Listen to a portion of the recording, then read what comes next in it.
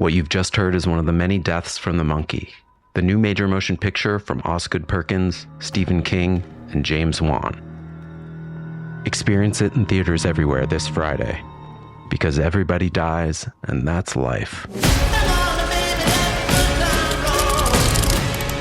Let's have some fun.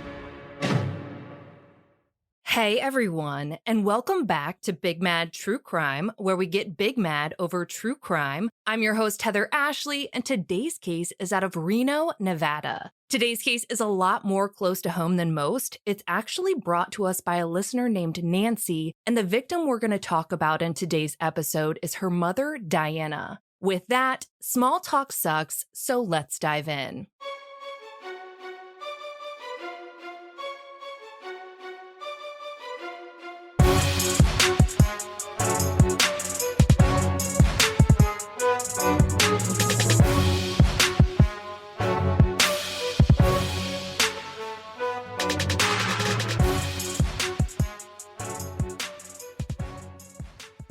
Diana Engstrom was one of those people who knew how to do life right. She sought happiness wherever she went and in a pay-it-forward kind of way. She was someone who could figure out how to find joy in any situation, and she wanted that for everyone else too. She was a drop-everything-for-you kind of person, and especially when it came to her daughter Nancy. After Nancy was born, her father didn't stick around long, but Diana could have written the book on how to be a single mother. The way she managed to be all the parent Nancy needed made it feel like there wasn't much of an absence in her life.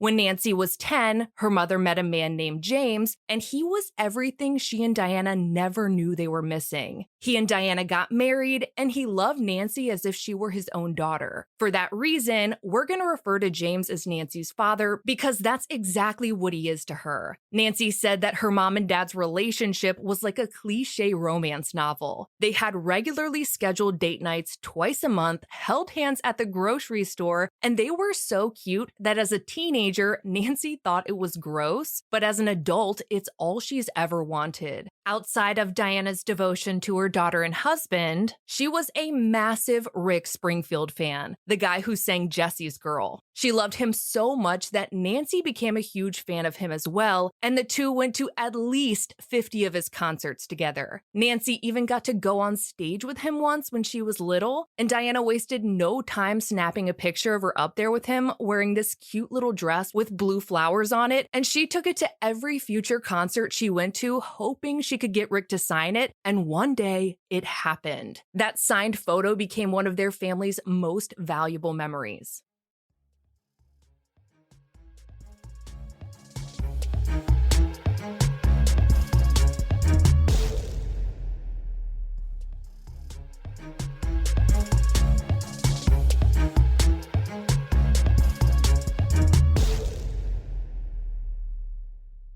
As Nancy got older, her mom didn't become any less of a mom. Their mother-daughter relationship only strengthened when Nancy became an adult. They did family game nights once a week, played trivia together, went to shows, and watched movies regularly. Diana was the mom everyone in the world deserves, and Nancy and her cousin David got to have that. Diana wanted a ton of kids, so when David and Nancy became like brother and sister, Diana raised him as if they were. Though his parents loved him and were around, he took to the family like Diana and James had created him, and Diana was more than happy to have another kid in the house. Diana, James, Nancy, and David were born and raised in the Bay Area of California. As an adult, Nancy wound up getting married, and in 2015, she and her then-wife moved to Reno, Nevada for her wife's job. Unfortunately, their relationship didn't work out, and at that point, Nancy was stuck in Reno, heartbroken, and without her solid family support system that had been such a huge part of her life. If you thought that there was no way in hell that her family was gonna let her live her life out there alone, you would be correct. David moved in with Nancy immediately to help her get through the heartache and stay on top of bills. Diana and James started packing up everything they had so they could also move down there. They'd been planning on making the move anyway. The divorce just sped up the process. Diana was ready to be there for her daughter, but her heart did hurt a little knowing that she'd be leaving her own mother behind, and she was buried in California. Moving to Reno felt like she was leaving her mother behind, and with that, she made it known to Nancy, James, and David that if anything ever happened to her, if she died first, she wanted to be cremated so that they could go anywhere in the world and have her with them. None of them ever thought it would happen so soon. By the end of 2018, Diana and James packed up everything they owned and started heading towards Reno. They had picked out one of the first apartments they'd found. It was an 8-unit apartment off of Broadway Boulevard. It was nothing fancy, just a 1-bedroom placeholder until the 4 of them could find a house to move into together. David had no qualms about sleeping on an air mattress on the floor in the meantime, and it was kind of perfect because David's parents, Diana's sister and brother-in-law, lived in the same complex right across the hall on the 2nd floor. The search for the perfect house with enough bedrooms and within their budget took longer than they'd planned, but it didn't matter. Any house or apartment was a home with Diana in it, and her first order of business was decorating it. Nancy said that when her mom got to Nevada, she refused to even unload the car before she went to TJ Maxx to get some decor. This was a new chapter in their lives, which meant that she didn't want to just take what she used to have and put it into their new apartment. She wanted it to feel fresh. Diana got a couple of vases and one of those multi-photo picture frames that said something along the lines of "family is everything," and then sent some photos of the 4 of them to a printer so she could fill it up. While they were waiting, Nancy asked her if she wanted to go to the apartment and unload everything, but Diana was adamant that the apartment feel like a home the second they walked in. With that, they picked up the photos, went to the apartment, and hung it up. They also put up their 2 most adored items, that signed Rick Springfield photo and James's beloved autographed Kobe Bryant jersey.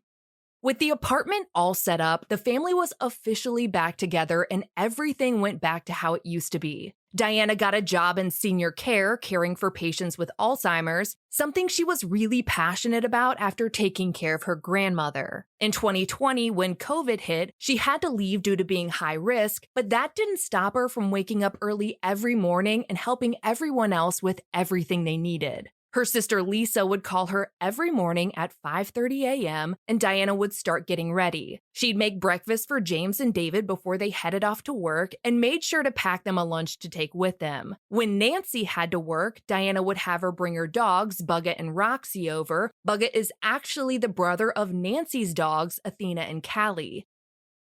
On Sunday, July 19th, 2020, Nancy worked some extra hours on the weekend to try and save up for the family home they were looking for, and Diana took the dogs. When Nancy was done, she came back to the apartment and her mom asked if she wanted to stay for dinner. That was a hard yes, so Diana made spaghetti and one of her famously elaborate salads, and when they were done eating, they sat and watched reruns of Law & Order SVU until dark, something I think all of us can identify with.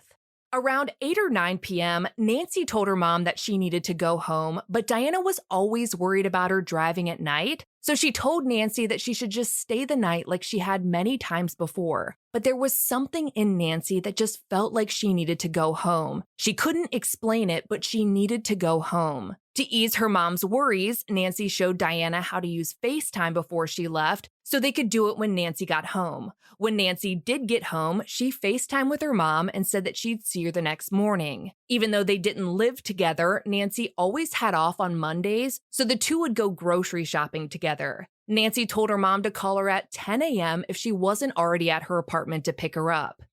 The next morning, Nancy woke up around 9 a.m. and saw that she had 38 missed calls from her cousin, David's sister Susie. 38 missed calls almost always means that something terrible happened, and Susie had a toddler, so Nancy called her cousin back immediately and asked what happened to the baby. Susie was hyperventilating, but managed to get out that it wasn't the baby. It was James, David, and Diana. She told Nancy that there had been a fire and everyone was accounted for except her mother. Earlier that morning, between 5 and 5:30 a.m., James woke up to the smell of smoke. And not like someone blew out a candle, it was an overwhelming smell. He ran to the window and saw a glow on the side of the building. The apartments were on fire, he was above it, and they needed to get out. He went into fight or flight mode and ran to the front door, which was at the front of the living room, and tried to wake up David, who was asleep on an air mattress. David slept with headphones in, so he didn't immediately wake up with all the commotion going on. James ran to the front door to see if he could get a better idea of how long they had to get out, but as soon as he opened the door, smoke filled the apartment and it was clear that there was no time left. He ran back over to David and kicked the air mattress so hard that David flew off of it onto the floor. Once he was awake, he realized what was going on and he too went into fight or flight mode. They thought they heard Diana yelling for them, asking where they were, so they figured she'd already gotten out and was yelling for them from outside. James couldn't remember a lot in that moment, but knew that if she had been in the bed when he woke up, he would have shaken her. And Diana's sister had called her at 5:30 a.m. to wake her up.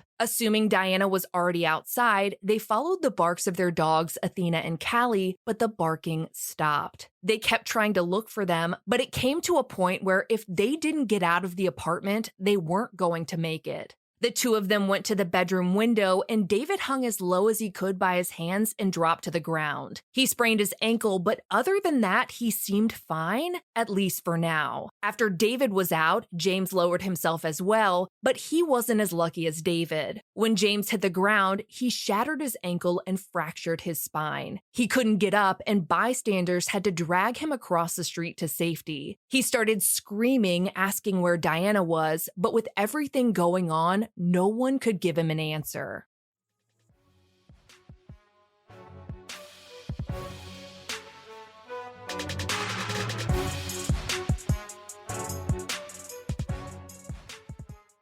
Your old or broken phone can let you down, but at Verizon, trade in any old phone from our top brands and get iPhone 16 Pro with Apple Intelligence with a new line on My Plan and iPad and Apple Watch Series 10. After all, you don't want your old phone to die on you when you're lost.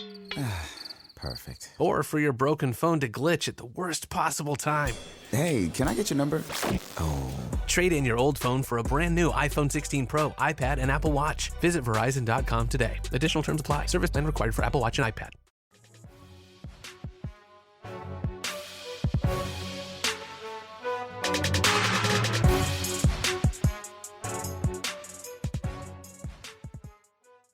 David's parents lived across the hall from where he, Diana, and James lived, so once he got out, he ran to the side of the building to see if they'd gotten out yet. He watched as his dad lowered his mom out of the window, but his dad had a bad elbow, which caused him to lose grip and she fell to the ground, breaking her leg. His father then jumped out of the window after her and onto the fence beside the building. The fence crumbled as he hit it. As soon as he knew his parents were safe, David's adrenaline dumped, and the severity of his smoke inhalation sank in. EMS sedated him and intubated him on scene and put him into an ambulance to the hospital. We know firsthand what Nancy and her family went through, but they weren't the only ones heinously impacted by this fire. It was actually a man who lived across the street who noticed it first. According to 2 News, a man named Raymond Hamilton noticed the fire around 5:30 that morning, and while his wife called 911, he ran over to see who he could help out. He had a hard time waking people up because it was so early, but he was able to help one man out of his apartment on the first floor. Like every other victim we've heard about, he too had to go out through his bedroom window. Raymond then saw a family on the top floor trying to lower their 12-year-old son out of the window, and Raymond was able to catch him as he fell. The 12-year-old boy was the son of a man named Michael who spoke to My News 4. He told the station that he woke up to everyone panicking. He opened his front door to see how much time they had, and just like with James, Diana's husband, as soon as he opened the door, the heat and smoke came billowing in. He knew that escaping down the stairs wasn't possible, so he broke his bedroom window and lowered his son down to Raymond, who caught him. After his son was out, he lowered his wife Kimberly down, and just like with Daniel's father, his grip slipped, and as hard as Raymond tried to break her fall, Kimberly wound up breaking her leg in several places. With his son and wife out of the apartment, Michael then jumped out of his window to safety.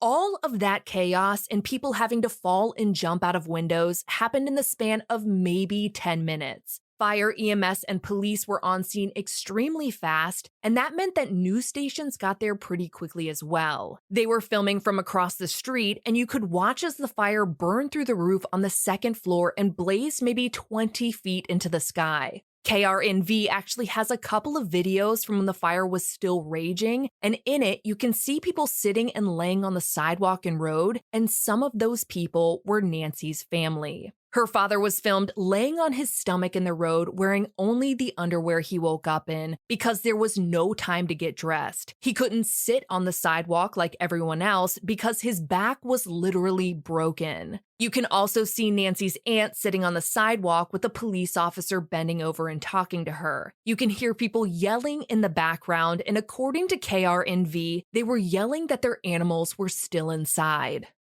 Every single horrifying second of this was happening while Diana's daughter Nancy was asleep. She told me, "I was asleep, my world was ending, and I had no idea." When her cousin Susie told her that there had been a fire, she called a friend to come get her because she was too hysterical to drive. When Nancy walked outside, her neighbor, who she was friends with, asked her what was going on, and Nancy told her that her mom's apartment had caught on fire. The neighbor already knew about it and asked her if it was the one on Broadway. It was already all over the news, and thousands of people had found out before Nancy ever had. She had to watch the news footage of her family on the road and sidewalk at the same time everyone else did, and her mother was nowhere to be found. With the news that everyone was accounted for except for her mother, Nancy, without even thinking about it, told her friend to drive to the apartments. She called hospitals on the way to see if her mom was at any of them, and when they kept telling her no, she asked if they had anyone with smoke inhalations or burns that were so bad that the patient couldn't talk. But still, they told her no. By the time Nancy got to the apartment building, the entire block was taped off and she didn't give a single fuck. She says that she doesn't recommend it, but she went through the tape. She found a cop and told him that she was looking for her mom, that her mom lived there and she needed to find her. While she was telling him that, she overheard two detectives saying that they had found the bodies of two females, one upstairs and one downstairs. It was at that moment that Nancy knew her mom had died. There were only a few women who lived upstairs, one being her aunt and another woman whom Nancy was looking at sitting on the sidewalk. Her mom was the only one left. Nancy walked up to the detective to try and get more information, but he told her that he couldn't disclose anything because at that point, he didn't know who she was. He told her that she needed to contact the medical examiner. On top of everything she'd had to process that morning, she now had to call the medical examiner's office, and when she did, she couldn't get a hold of anyone. She called them several times trying to get in touch with anyone while she drove to the hospital her dad was at. She'd gotten a call from her cousin Susie saying that her dad was refusing the emergency surgery he needed until someone could tell him where his wife was. They'd actually asked him to sign an against medical advice form, and he compromised with them, saying that he'd get the surgery if he could talk to his daughter first. Nancy rushed to the hospital and told him to get the surgery and that she'd figure everything out by the time he got out. With her dad in surgery and no word from the medical examiner, Nancy headed to the next hospital. They'd split up the survivors of the fire between two different hospitals, and David and his parents were at another one. Nancy was taken to the ICU waiting room, and before she was able to check on David, it was in that room that she looked at her phone and saw that the medical examiner was calling her back. She answered and they asked her to describe her mom, and Nancy said that she was 5'9" with curly red hair and a tattoo of Nancy's birthday. They immediately confirmed that her mother had in fact died in the fire and her body was at the medical examiner's office. Nancy screamed, collapsing to the floor, and at some point, sound stopped coming out. She was still screaming, but there was nothing. Her mom, her best friend in the entire world, was gone, and she wasn't coming back. Life was a complete blur for Nancy for the next 20 minutes, but there were things she needed to do. She needed to check on David, and her dad was going to be getting out of surgery soon. She was relieved to see that after several hours, her cousin had been extubated and was breathing on his own, so she went back to the first hospital to wait for her dad to wake up. She knew that when he did, she'd have to tell him that the love of his life had died. Nancy says that when he woke up and Diana wasn't there, he knew. Without anyone saying anything, he knew. Nancy said that your body just knows, you can sense it. My mom's energy wasn't there anymore. Diana's body had been found right below the bedroom window. Though they initially thought she'd gotten out before them, it's now believed that Diana was in the bathroom getting ready when the fire started and that she too had been trying to find the dogs. Callie and Athena were found behind the couch, and Callie had been covering Athena. In their final moments, Callie was trying to protect his sister. In total, 11 animals were killed in the fire on Boulevard, including a dog named Buck and another named Boots. The second victim of the fire was a 70-year-old woman named Catherine White. I couldn't find much information about Catherine, but according to Legacy.com, she lived an extremely full life with her husband, 2 sons, 2 daughters, and 18 grandchildren. According to Nancy, one of Catherine's grandsons was living with her at the time of the fire.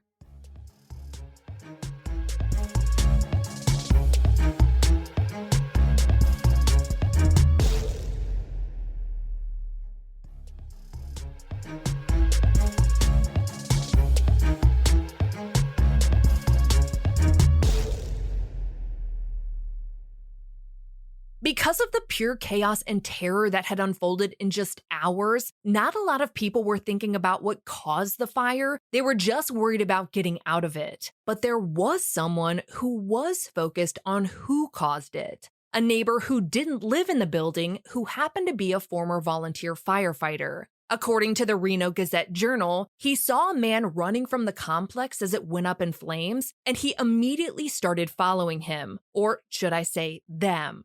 The man running from the apartments hopped into a car, so the neighbor did as well and followed them as they drove erratically down the highway and watched as the man grabbed a gas container from the back seat and threw it out of the car. The volunteer firefighter called 911 and read them the license plate number and told them the direction they were headed in. Police caught up to the vehicle in no time, and the car was pulled over about 14 miles from the site of the fire at the Gold Rush exit off I-80. A female was driving, but it was the male in the passenger seat who was arrested. He was a 31-year-old man named Brian Bandy. The following timeline comes from the Reno Gazette-Journal. In the early morning hours of July 20th, 2020, the driver, we'll call her Maria, woke up with Brian putting her in a headlock. He told her that he needed to get gas for his lawnmower and made her take him to the gas station. Yes, he said he needed gas for his lawnmower in Nevada in the summer before the sun even came up. Maria said that she was afraid he would hurt her if she didn't comply, so she drove him to the gas station and she paid for the gas while he filled up the gas container outside.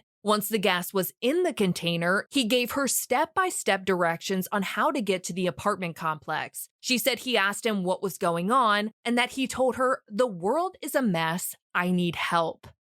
Once they were at the apartment complex, the timeline from the Reno Gazette-Journal states that Brian grabbed the gas can and started walking towards the building. 5 minutes later, Maria says that she saw black smoke overhead and Brian running back towards the car. It looks like it's at that moment that the volunteer firefighter saw him and knew that he needed to follow him. Though Maria didn't seem to know what happened in those 5 minutes, Diana's daughter Nancy now does. She says that Brian took the gas can and doused the walls and doors of the bottom floor with gasoline. He also poured it onto the concrete steps, and according to Nancy, he also took the 2 fire extinguishers, one downstairs and another from upstairs, and threw them away in the apartment garbage cans. With the first floor and the stairs on fire and no fire extinguishers to put it out, it was going to be next to impossible for anyone to escape unless they woke up on time and went out of their bedroom windows, which is what everyone tried to do. According to the Reno Gazette-Journal, Maria said that Brian was acquainted with a woman who lived at the apartments and that she thinks Brian might have owed her $400.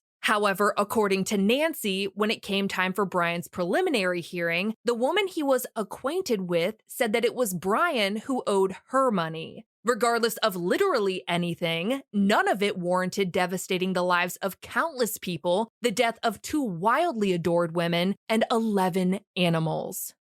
When Brian got back to the car, the Reno Gazette-Journal reports that he pointed a 6 to 7-inch knife at Maria's ribcage and told her to keep driving. She drove until they were ultimately pulled over, thanks to the help of that volunteer firefighter. If it wasn't for him, Nancy isn't sure that they'd ever have gotten justice for her mom or for Catherine. A month after Brian's arrest, a preliminary hearing was held and a lot came to light. But the most horrific moment was when David had to identify Diana's burned body through a photo displayed to him. He identified her while Diana's daughter Nancy watched via YouTube because COVID had left the courts with such strict regulations. According to the Reno Gazette-Journal, Brian was facing 2 counts of murder, 1 count of arson, and 1 count of imprisonment with the use of a deadly weapon. But in January of this year, 2022, Brian took a plea. He pled guilty to 2 counts of second-degree murder, and the arson and false imprisonment charges were dropped. He was scheduled to be sentenced in April, but there have been numerous extensions, and Nancy says that they're still waiting to find out just how long he's going to be in prison. When it comes to how she felt about him being offered a deal, Nancy said that she was kind of glad that the photos of her mother after the fire would have been ingrained in their brains forever, and the impact it had on David is irreversible. She said that a lot of people assumed right off the bat that she wanted Brian to get the death penalty, but in Nancy's exact words, she said, "No, that's the easy way out. Then he'd be free. I want him to be 99 in that cell and miserable. I want him to spend the life he took away from my mother rotting in that cell." There is another hearing to set a date for Brian's sentencing scheduled for October, but even then, it's just a date to set a date. As his case progresses through the courts and Brian is handed down his sentence, I will be sure to update you. For all photos pertaining to this case, check out Diana's highlight at the top of my Instagram profile at @TheHeatherAshley, and join me there tonight at 8:30 p.m. Eastern, where you go live with me and we talk about today's episode and all other true crime cases on your mind. If you like your podcast ad-free, subscribe to our Apple Premium or head over to our Patreon at patreon.com/BigMadTrueCrime, where for just $1 whole a month, your episodes are totally ad-free. I'll be bringing you a brand new case on Monday, and I cannot wait. But until then, we out.